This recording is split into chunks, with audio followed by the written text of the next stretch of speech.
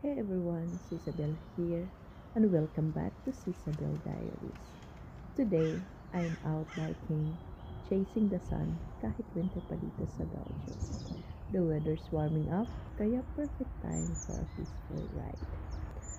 Alam nyo, yung mga umaga na parang tahimik lang ang mundo, fresh lang ang hangin, tapos parang ang bagal ng takbo ng oras. Ganyan yung feeling ko ngayon, and it's the perfect moment to clear my head. Ang sarap pakinggan ng tunog ng kalikasan, mga ibon na umaawit, mga pato na naglalakad, at mga swan na dahan-dahang dumadaan.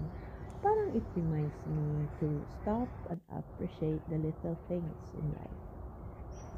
Magbike sa umaga feels like a mini escape. Wala kang inaalala, walang rush, just me, my bike, and the sun slowly warming my face after a cold night. Alam ko, minsan ang bilis ng takbo ng buhay, but moments like this remind me to slow down, breathe, and enjoy the small joys around me. Kasi sa mga simpleng sandali na yan, doon tayo nakakaramdam ng saya. So, if feeling overwhelmed ka, go outside, take a deep breath, and enjoy the sunshine. Promise, it helps.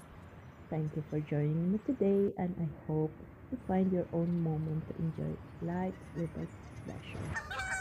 See you next time sa Citadel Diaries.